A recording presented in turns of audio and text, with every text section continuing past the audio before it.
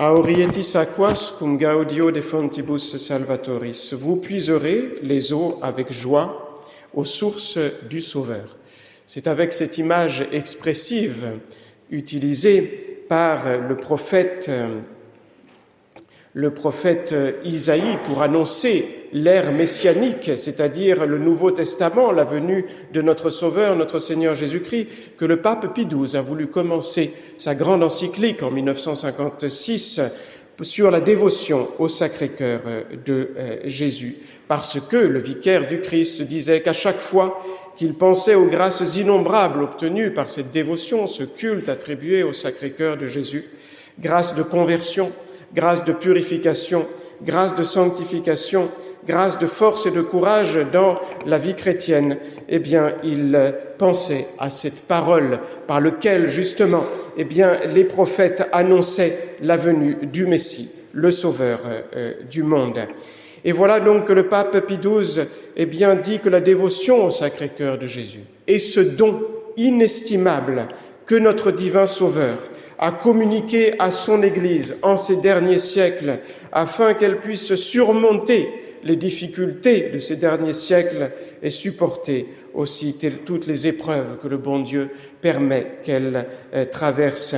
Et donc, voilà que l'Église, par cette dévotion au Sacré-Cœur de Jésus, en rendant ce culte envers le Sacré-Cœur de Jésus, peut réaliser, dit aussi le vicaire du Christ, ce désir, ce vœu très ardent de Jésus, quand dans sa vie, il a dit ces paroles « Si quelqu'un a soif, qu'il vienne à moi, dit Jésus, et qu'il boive. Et celui qui croit en moi, des fleuves d'eau vive couleront de son sein. » En prononçant ces paroles, Jésus pensait aussi à cette dévotion que les catholiques rendraient envers son divin cœur. En effet, cette dévotion envers le Sacré-Cœur de Jésus est par excellence un acte de vertu de religion par lequel nous devons rendre les devoirs que nous avons envers Dieu et envers notre Seigneur Jésus-Christ, parce que, par cette dévotion, eh bien, nous nous consacrons, nous nous dévouons, nous nous donnons à l'amour de notre Seigneur Jésus-Christ. Nous consacrons notre vie à l'amour de notre Seigneur Jésus-Christ.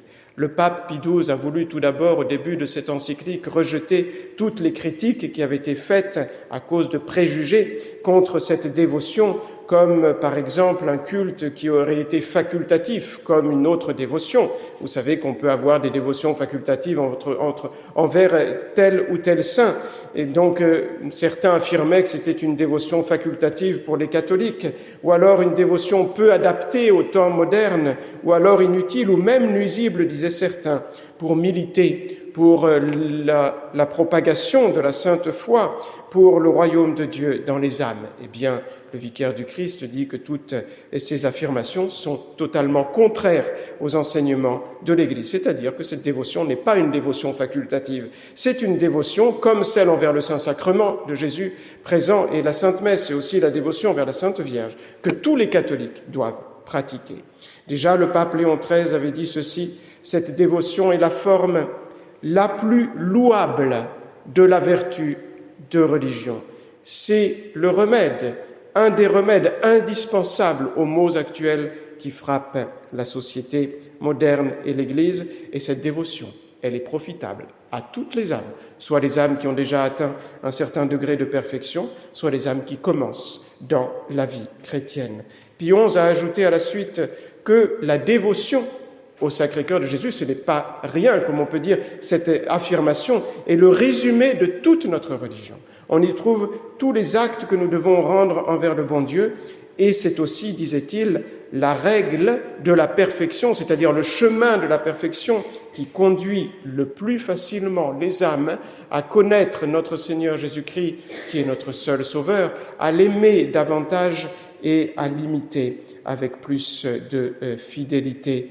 Heureusement, dit le pape, beaucoup d'initiatives, donc au XXe siècle spécialement, ont réjoui justement le cœur des catholiques, initiatives pour développer, propager, faire pratiquer cette dévotion au Sacré-Cœur de Jésus. Donc il parle en particulier de l'apostolat de la prière, dont nous avons voulu continuer aussi cette association justement de prière et d'union au Sacré-Cœur de Jésus, Et la croisade eucharistique que les enfants, certains enfants donc pratiquent, dont ils font partie, est une partie justement de l'apostolat de la prière. Et par cette croisade eucharistique, les jeunes et les enfants, eux aussi, peuvent rendre un culte tout particulier au Sacré-Cœur de Jésus, tous les matins en offrant sa journée au Sacré-Cœur de Jésus. Comme on le dit, les prières, les actions, les peines et les joies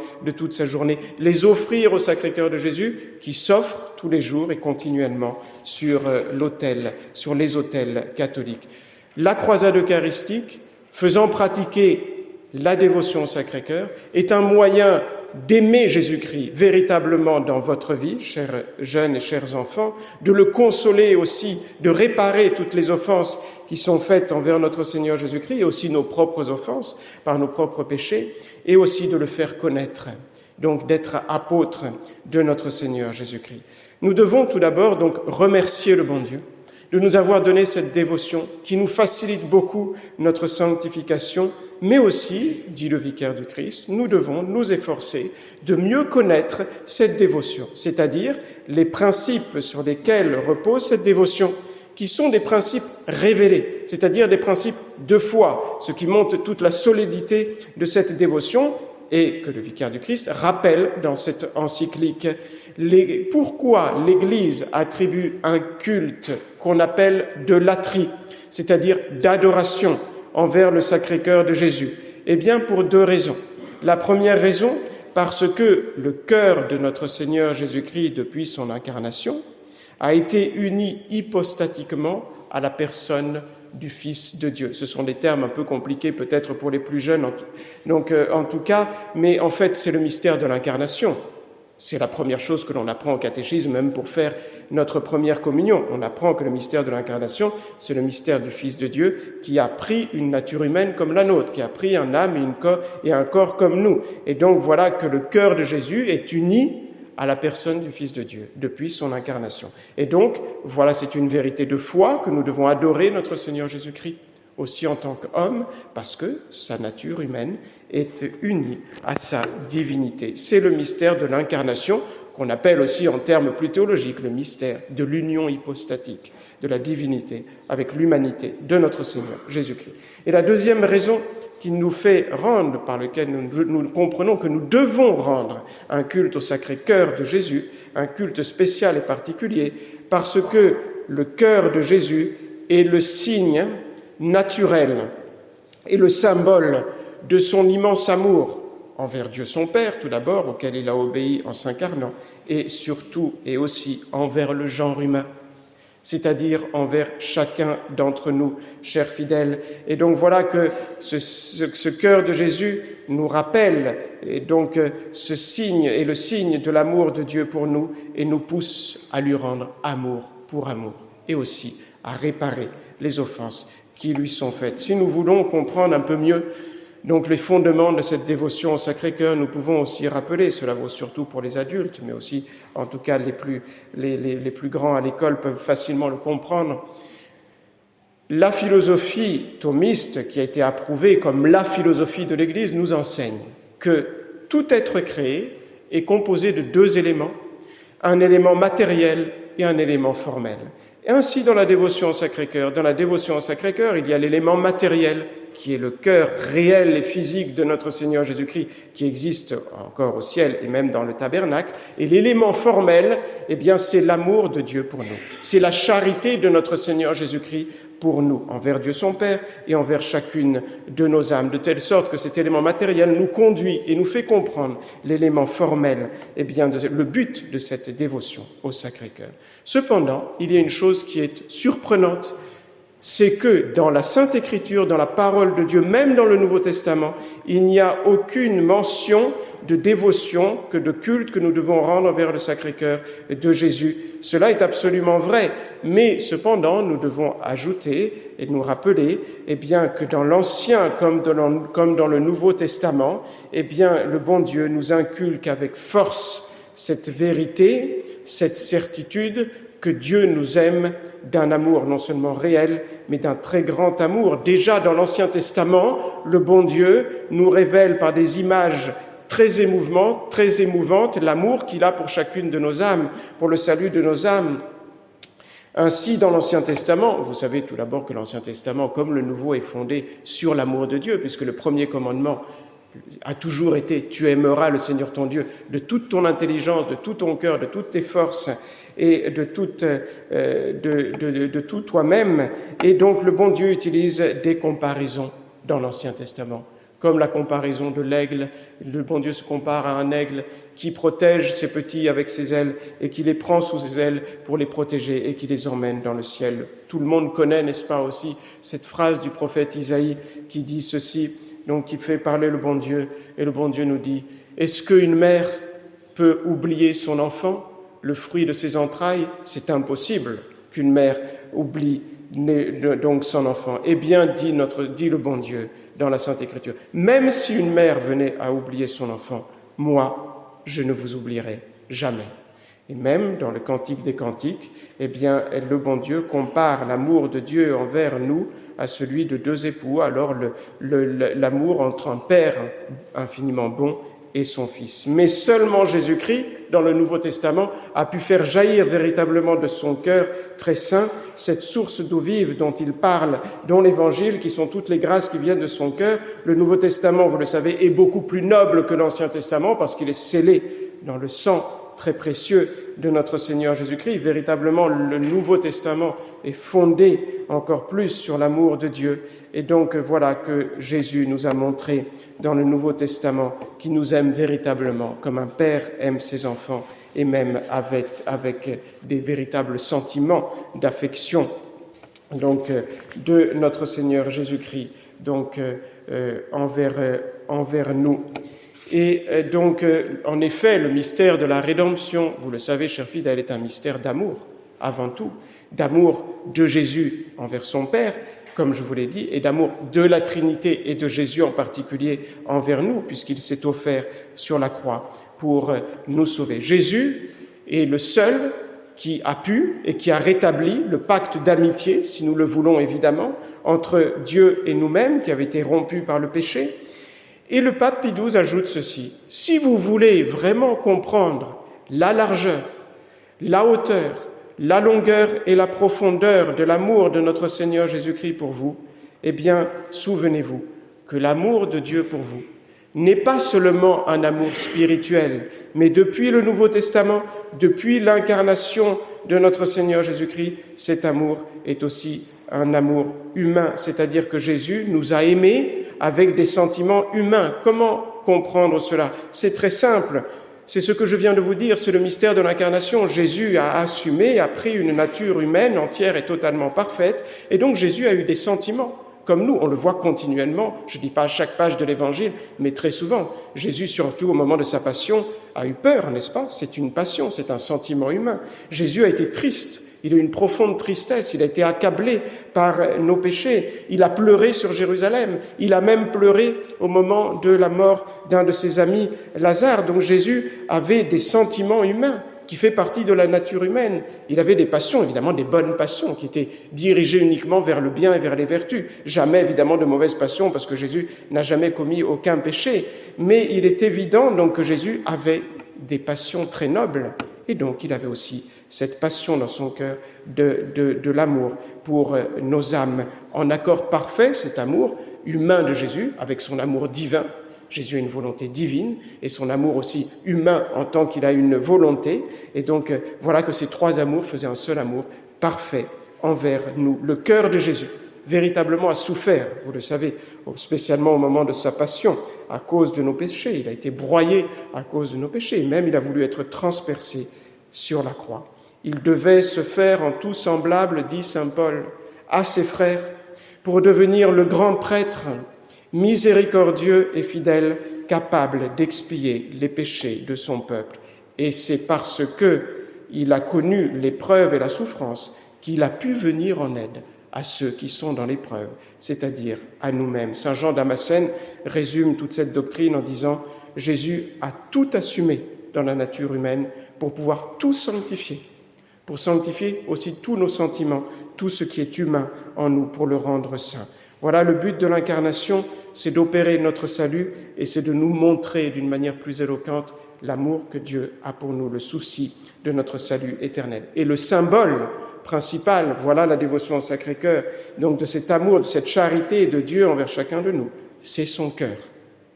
C'est véritablement l'échelle mystique par laquelle nous pouvons attendre Dieu. Les saints disent que du cœur blessé et transpercé de notre Seigneur Jésus-Christ est née l'Église et les sacrements.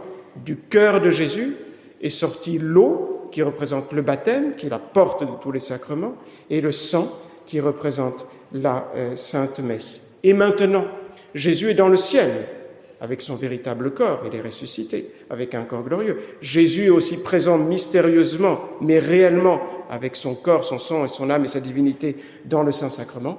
Et le cœur de Jésus continue à battre, parce que le cœur de Jésus est vivant. Et donc voilà qu'il montre continuellement ses plaies à Dieu son Père pour intercéder pour nous, spécialement au moment de la messe. Et il montre son cœur qui brûle d'amour pour nous, à son Père, pour nous obtenir les grâces dont nous avons besoin pour nous sauver. Un mot seulement, chers fidèles, sur l'histoire, pour mieux pratiquer cette dévotion, l'histoire de cette dévotion au Sacré-Cœur. De tout temps, depuis les premiers chrétiens, depuis saint Thomas, qui a regardé les plaies de Jésus dans ses mains et dans ses pieds, dans son côté, qui a mis sa main même dans le côté de notre Seigneur Jésus-Christ, il y a des chrétiens, des disciples du Christ, qui ont vénéré donc les plaies de Jésus et la plaie de son cœur. Et ainsi, ils ont réalisé cette prophétie que vous venez d'entendre dans l'évangile d'aujourd'hui de Zacharie, qui disait « Ils, les disciples de Jésus, regarderont celui qu'ils ont transpercé, et ils en recevront des grâces. » Mais c'était certains chrétiens d'une manière donc privée, ce n'était pas une dévotion publique. Petit à petit, cette dévotion s'est développée dans l'Église catholique grâce aux congrégations religieuses, aux religieux et aux religieuses, spécialement à l'ordre des Jésuites et aussi à l'ordre de la Visitation fondée par saint François de Sales, grâce à des saints comme saint François de Sales, comme saint Jean-Eudes. Et vous le savez, cette dévotion s'est propagée comme un fleuve débordant dans l'Église, donc par les révélations que notre Seigneur Jésus-Christ a voulu faire en 1672 à sainte Marguerite Marie Alacoque, pour nous montrer l'importance de cette dévotion et toutes les grâces de miséricorde que nous recevons par cette dévotion. Jésus s'est montré plusieurs fois à sainte Marguerite Marie Alacoque, à Paris-le-Monial, sur l'autel, et donc il lui a montré son cœur.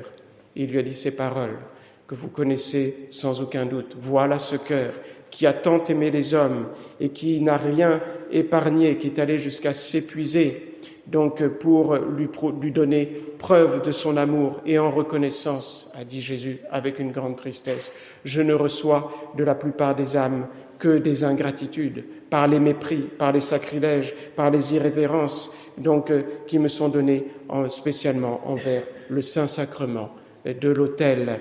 Et ce qui m'attriste encore plus, dit Jésus, c'est que ce sont aussi des âmes consacrées qui me traitent ainsi. Voilà pourquoi il a demandé l'institution de la fête que nous célébrons aujourd'hui. Il y a eu beaucoup d'opposition par les jansénistes, qui étaient des fils des protestants, qui étaient des précurseurs du modernisme, donc à cette dévotion au Sacré-Cœur. Et le bon Dieu a voulu faire donc un grand miracle pour comme obliger les pasteurs de l'Église à instituer cette fête. C'était donc juste après la mort de sainte Marguerite Marie Alacoque, au début du XVIIIe siècle, spécialement en 1722.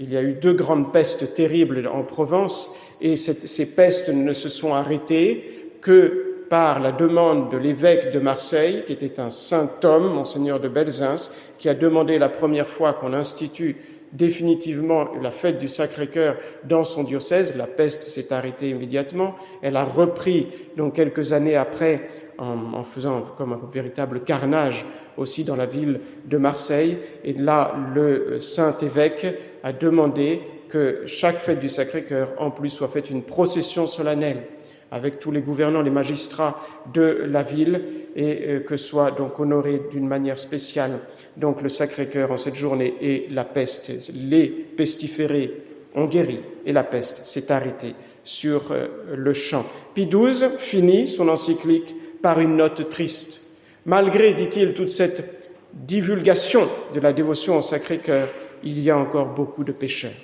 Il y a beaucoup de catholiques qui sont tièdes, qui sont lâches dans le service de Dieu. Et donc pour lutter pour le royaume de Dieu et la Sainte Église, il y a aussi beaucoup d'ennemis qui ont la haine envers l'Église et aussi envers le Saint-Siège et la papauté. Et il donne comme grand remède ce culte qui est le plus salutaire, ce stimulant le plus efficace donc pour respecter la loi de Dieu, donc la loi de l'Évangile, qui est la dévotion au Sacré-Cœur.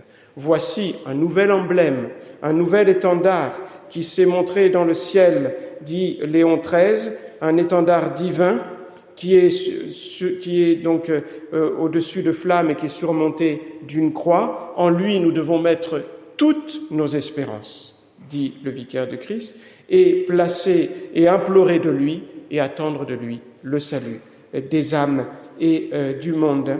Et donc cet emblème, c'est le cœur de Jésus. Pratiquons, chers fidèles, cette dévotion envers le Sacré-Cœur de Jésus, qui est l'école pour aimer véritablement le bon Dieu et lui être fidèle. Donc tout le règne de Jésus repose sur le grand commandement de l'amour de Dieu et donc de notre Seigneur Jésus-Christ. Si nous pratiquons cette dévotion, nous aimerons plus le bon Dieu et notre Seigneur Jésus-Christ. Nous aimerons saintement et dans l'ordre notre prochain. Il y a un ordre aussi dans la charité. Nous serons fidèles à notre devoir de chrétiens et à notre devoir d'État, ce qui demande aussi des efforts. Il faut demander à Dieu sa grâce, mais si on ne fait pas d'efforts, le bon Dieu ne fait pas tout, n'est-ce pas? Il faut donner sa collaboration à la grâce de Dieu. Mais Dieu nous donne sa grâce aussi, en particulier par cette dévotion au Sacré-Cœur.